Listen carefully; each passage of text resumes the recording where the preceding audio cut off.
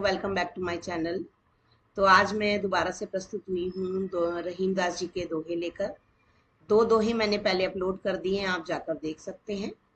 तीसरा दोहा है, एके साधे सब सधे सब साधे सब जाए, रहीमन मूल ही सींचिबो फूले फले अघाए। यह एके साधे, साधना करो, एक को साध लो। यहाँ एक कौन है? एक वो परमात्मा है जिससे पूरा संसार चलता है, जिसकी शक्ति पर लोग विश्वास करते हैं।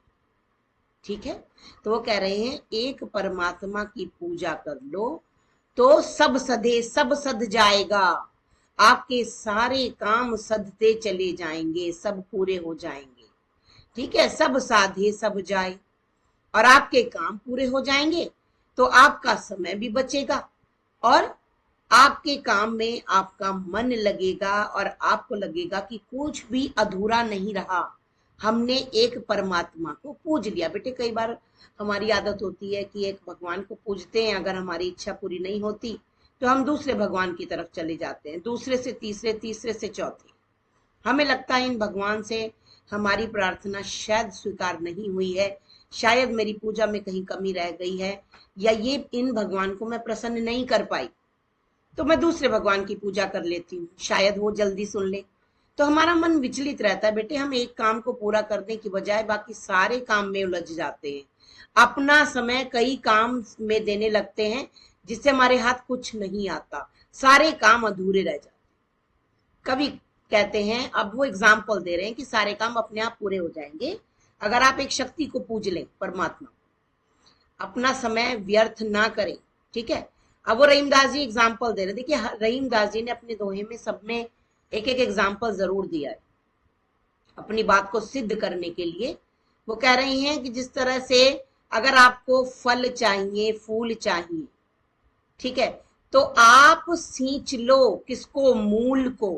देखो बेटे एक पौधा है, मान लीजिए, है ना, एक पौधा है, हमने पौधा लगाया, उसमें पत्तियां आई, ठीक है, बहुत सारी पत्तियां आ रही हैं, हम वेट कर रहे हैं कि इसमें जल्दी से फल फूल आए और उसके बाद उसमें फल आए। ठीक है, हमने वेट किया। हम क्या कर रहे हैं? यहाँ पे भी पत्तियां हैं, बहुत सारी पत्तियां हैं, हम क्या कर रहे हैं? उसकी पत्तियों में पानी दे रहे हैं। नहीं, उससे फल आएंगे ना फूल आएंगे। ठीक है, हमें क्या करना चाहिए? हमें कहाँ पानी देना चाहिए? उसका जड़ क्या है, उसका मूल क्या है? इसे अगर मान लो एक पौधा है, पौधे को अगर हमें बढ़ाना है, हमें सींचना है, ठीक है, तो बेटे हमें क्या करना चाहिए? हमें तो उसकी जड़ में पानी देनी चाहिए। जड़ में पानी देने से खुद ब खुद नए पत्ते आएंगे, फिर फूल आएंगे और फिर हमें फल की भी प्राप्ति स्वयं हो जाएगी। और यहाँ संसार को चलाने वाले एक परमात्मा है, बस उनकी प्रार्थना, उनकी पूजा कर लीजिए, उन्हें सच्चे मन से साध लीजिए, आपके सारे काम सधते चले जाएंगे। जिस तरह अगर आपको फल फूल की इच्छा है तो आप उसकी जड़ में पानी दीजिए, जड़ को सींचिए। यहाँ भगवान जो है हमारी जीवन की जड़ है, इनको पूजिए तो आपको खुद ब खुद क्या मिल जाएंगे बेटे?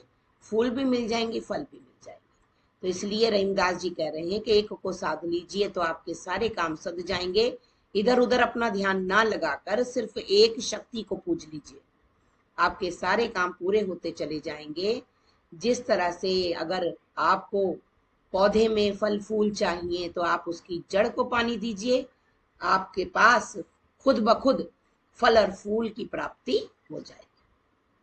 नेक्स्ट, चित्रकूट में रमी रहे रहीमन अवध नरेश, जा पर विपदा पड़त है सो आवती है देश। रहीमदास जी इस दोहे के माध्यम से कह रहे हैं कि चित्रकूट एक ऐसा स्थल है। कैसा स्थल है बेटे? धार्मिक स्थल, धार्मिक स्थल, जहां जाकर मन को बड़ा सुकून मिलता है, बड़ी शांति मिलती है। रमी रहे, रम गए, कौन रम गए? अवध नरेश। अवध नरेश कौन है? राजा राम, अवध के राजा राम, जिन्हें कहा जाता है अयोध्या के नरेश। अवध यानी अयोध्या, नरेश यानी राजा। अयोध्या के राजा कौन थे बेटे? राम थे। चित्रकूट में उनका मन रम गया। कब?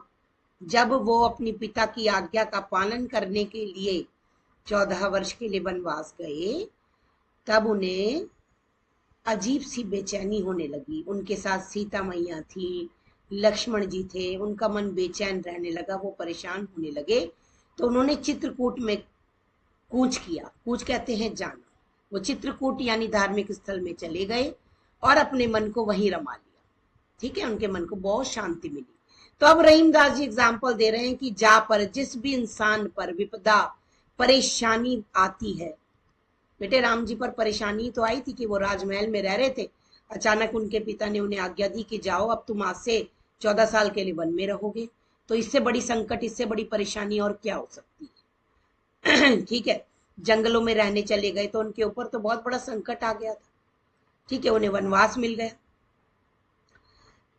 तो अपने संकट को, अपनी परेशानी को दूर करने के लिए वो कहाँ चले गए थे? चित्रकूट।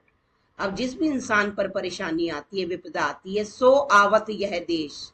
यह देश कौन से देश के बारे में बात हो रही है? चित्रकूट के बारे में बात हो रही है। तो अभी जिस भी इंसान पर कोई परेशानी पड़ती है तो वह यह इस देश में आ जाता है। किसकी तलाश में? शांति की तलाश में, शांति की खोज में। ठीक है, और उसके मन को असीम शांति मिलती है। कौन से देश में जाकर? चित्रकूट में। ठीक है, आई होप बेटे आपको ये दोनों दोहे अच्छे से समझ आ गए होंगे। और अगर आपको कोई प्रश्न पूछना है तो मैं कमेंट बॉक्स का वेट करती रहती हूँ कि कब आप कमेंट में मुझसे परेशान अपने प्रॉब्लम्स पूछेंगे, अपने डाउट पूछेंगे। मैं उन डाउट्स को जरूर क्लियर करूंगी बेटे। तब तक के लिए अपना ध्यान रखिए। शुभ रात्रि।